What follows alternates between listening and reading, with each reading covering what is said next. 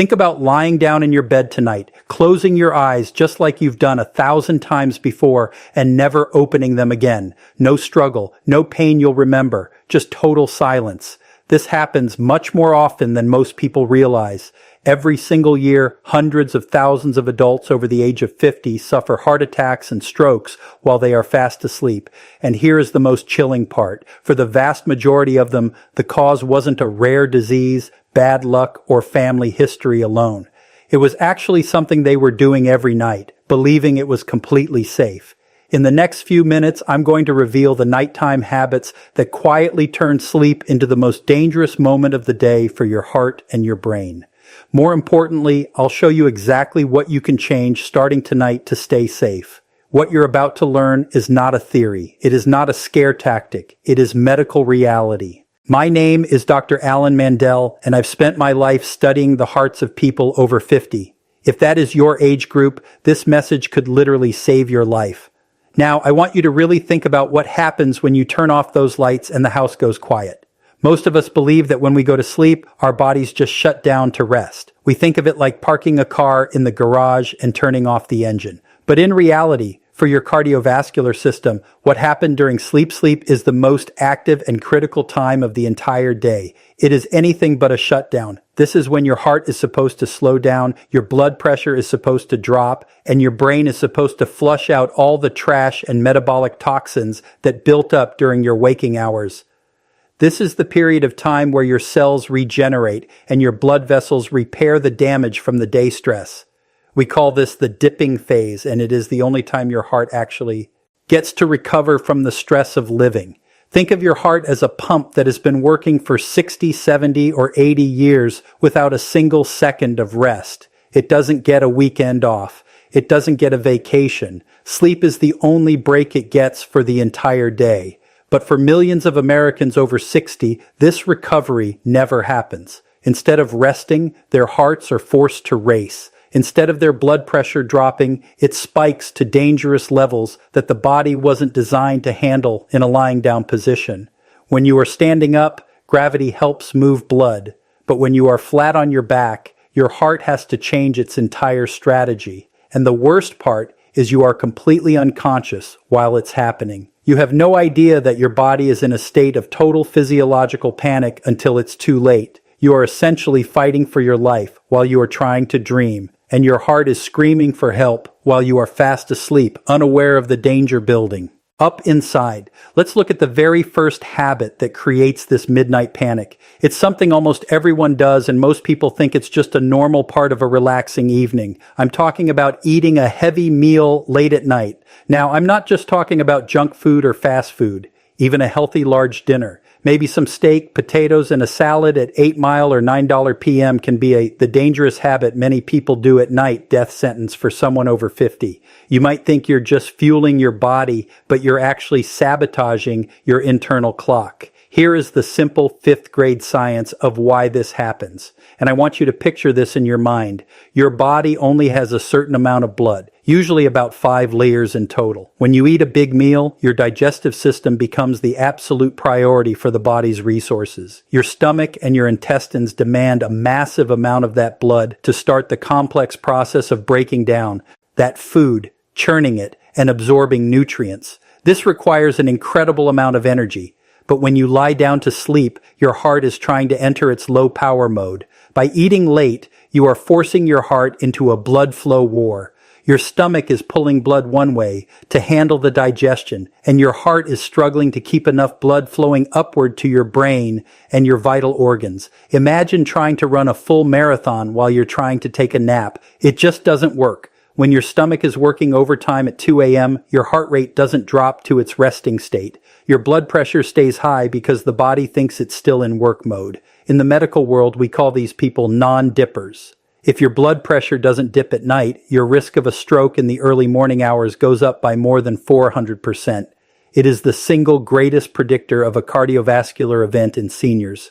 I want to tell you about a patient of mine, a 68-year-old man named Bill. Bill was a healthy guy, he didn't smoke, and he walked his dog every day. But Bill loved having a big bowl of pasta and some thick bread right before bed every single night. He told me it made him feel heavy and helped him fall asleep faster. What he didn't realize was that while he was asleep, his heart was pounding at 90 beats per minute just to digest that pasta. His body was sweating, his arteries were under pressure, and his brain wasn't getting the deep sleep it needed. One night, his heart just couldn't handle the war anymore. He woke up in the middle of the night drenched in sweat with what felt like an elephant sitting on his chest. How it affects the brain and nervous system, he was lucky. His wife heard him struggling and he made it to the hospital in time. But so many people aren't that lucky. They live alone or their partners are heavy sleepers and they stay in that silent state forever. If you want to protect yourself tonight, your last heavy bite of food needs to happen at least 3 to 4 hours before your head hits that pillow. You have to give your heart permission to rest. And it simply cannot do that if it's busy being a slave to your stomach and your late night cravings. Beyond just the heart, late night eating triggers a hormonal cascade. It spikes your insulin.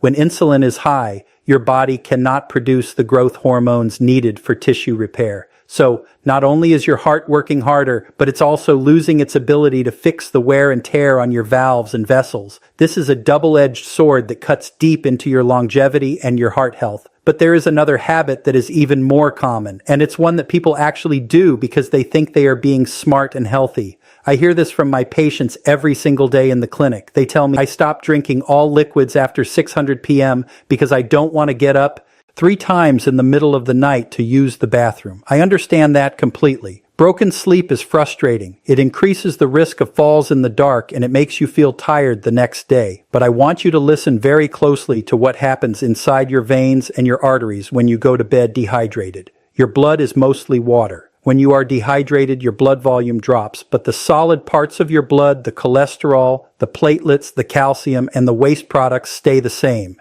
This means your blood becomes thick, sticky, and slow. Imagine trying to pump thick, cold maple syrup through a tiny plastic straw. That is exactly what you are asking your aging heart to do at 4 a.m.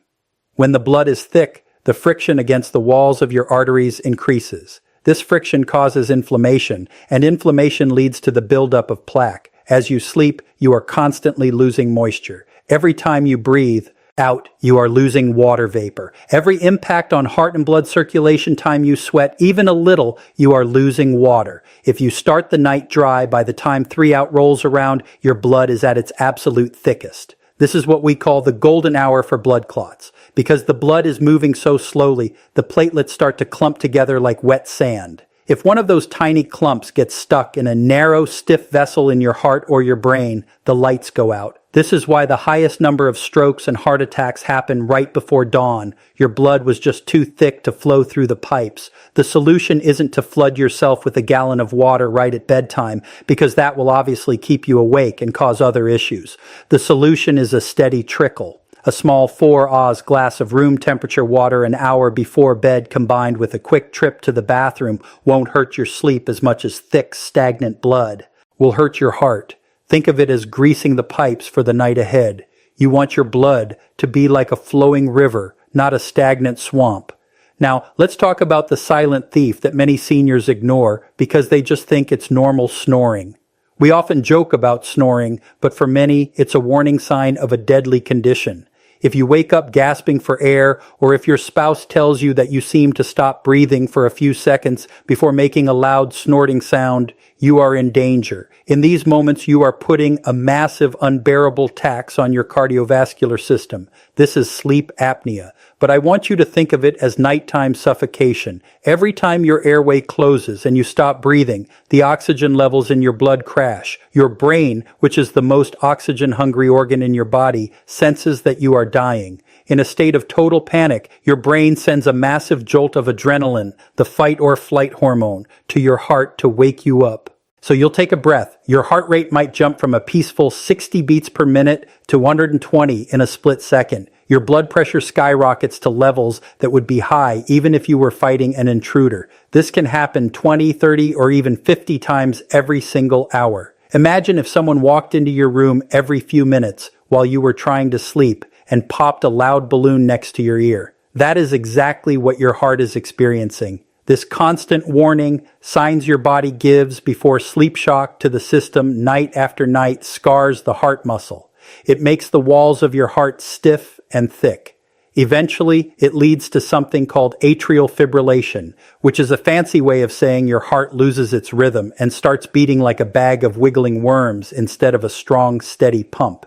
When the heart wiggles instead of pumping, blood pools in the corners of the heart chambers. That pooled blood turns into dangerous clots. Those clots eventually travel to the brain. That is how a simple snore becomes a massive stroke. If you snore or if you feel like a zombie, even after you thought you slept for 8 hours, you must take this seriously. This isn't just an annoying sound. It is a cardiac emergency that is playing out in slow motion every night. Many people resist the idea of a CPAP machine or a sleep study because they think it's too much trouble. But let me ask you, is a machine at night more trouble than a wheelchair and a feeding tube after a stroke? Simply changing your sleeping position, moving from your back to your side with a body pillow, can sometimes open that airway just enough to save your life. It's a small adjustment that pays massive dividends in heart health. And then we have to talk about something very personal for many of you, the medicine cabinet trap.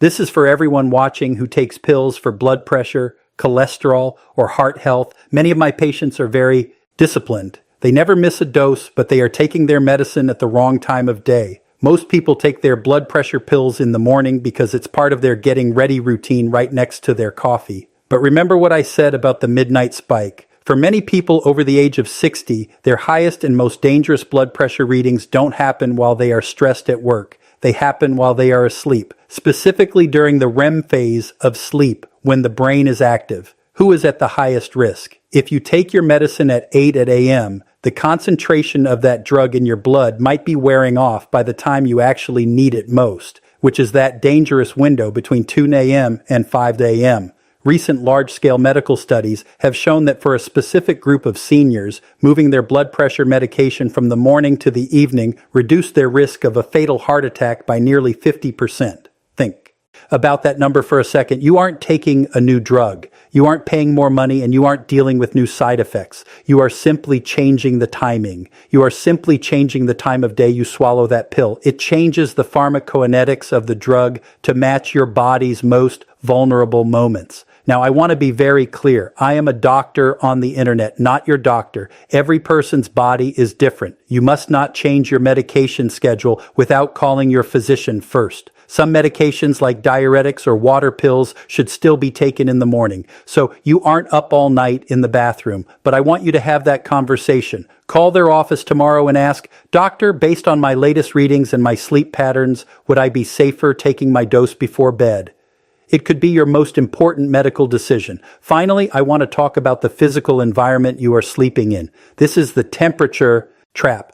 Many of us, especially as we get older, like a warm, cozy room, we turn up the heat to 75. We put on heavy flannel pajamas and we pile on the thick blankets. But I have to tell you, your heart hates heat when it's trying to sleep to get into that deep restorative state where your body actually repairs your arteries and settles your nervous system. Your core body temperature has to drop by about 2 degrees. If your bedroom is simple habits that protect your health too hot, your body can't release that heat through your skin. Your heart then has to beat faster and pump more blood to the surface. It's trying to act like a radiator for a car that's overheating. You are essentially putting your heart on a treadmill for 8 hours straight while you think you're resting. The ideal temperature for heart safety is between 65 and 70 degree F.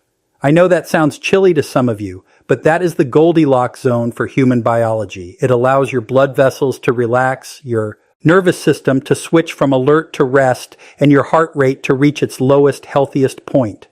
On the flip side, being in an ice-cold room is also a danger as it causes your vessels to clamp down to save heat, which spikes your pressure. It's all about finding that perfect balance. If you struggle with being cold, use a warm blanket, specifically for your feet to keep your extremities warm, but keep the air you're breathing cool. Your heart will thank you for it by beating more slowly and steadily all night long. This temperature drop also helps with the production of melatonin, which is a powerful antioxidant that protects the heart muscle itself. So how do we put all of this together into something you can actually use starting tonight? I don't want you to just listen to this and feel worried or overwhelmed. I want you to feel empowered. You are the CEO of your own health. I want to give you a heart-safe evening routine that you can start tonight. It's a simple Step-by-step plan for your 60s and 70s that will act like a shield for your heart while you dream. First, your kitchen closing time needs to be 7-notch up UPM. If you go to bed at 10 or 11, that 7-notch PM cutoff is vital. No more heavy snacks. No more midnight runs to the fridge for a slice of cheese or leftover chicken. Give your stomach a 3-hour head start so your heart doesn't have to fight a blood flow war at midnight. If you're truly hungry and can't sleep, a tiny piece of fruit or a few nuts is okay, but keep it under 100 calories and keep it light. You want to avoid any heavy digestive work.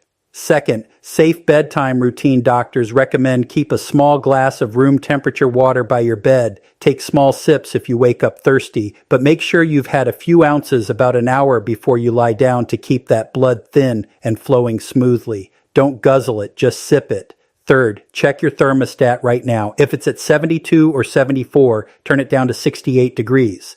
If you're worried about being cold, put on some warm socks. Keeping the feet warm actually helps the rest of the body stay cool, but keep the room air crisp.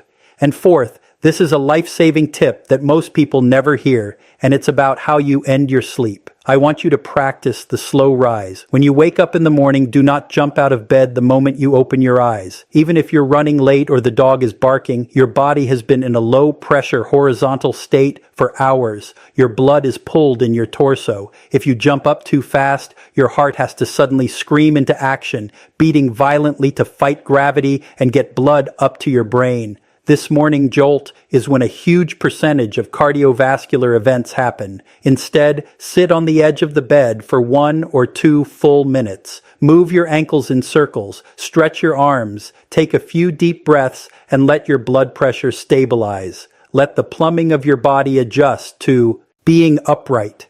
Give your heart a chance to wake up with you. It's such a simple thing, but it's the difference between a safe start and a dangerous spike. I've seen thousands of patients over my decades in medicine. I've seen the ones who ignored these small signs, thinking they were fine until they ended up in the emergency room. And I've seen the ones who took these words to heart and changed their future. The difference, final life-saving advice, isn't usually in some expensive surgery or a miracle pill from a late-night infomercial. The difference is in these small, quiet, nightly choices that you make in the privacy of your own home. Your heart has been beating for you every single second since you were born. It has never taken a day off. It has never asked for a reward. It has worked through your stresses, your joys, and your struggles. The least we can do as we age is to give it a safe, cool, and peaceful place to rest for 8 hours tonight. Before you close this video and start your evening, I have 3 small requests for you. First, if this information made sense to you and you feel like you learned something new about your own body, please subscribe to the channel. I spend my time digging through the latest medical journals and clinical trials to bring you the truth about aging in a way that is easy to understand and actually useful for your daily life. Second, hit that like button. It might seem like a small click to you, but it tells the YouTube computer that this message is life-saving, and it helps me reach other seniors across the country who are at risk tonight and have no idea why they feel so tired or why their heart is racing in the dark. Third, I want you to leave a comment below. Just type, "I'm protecting my heart tonight." When you write those words, you aren't just commenting for the sake of the video. You are making a commitment to yourself. You are deciding that your health and your future are worth more than a late night snack or a warm room. It's a promise. It's a public promise to take care of the one heart you have. And finally, if you have a friend, a spouse, or a sibling who is over 60, please share this video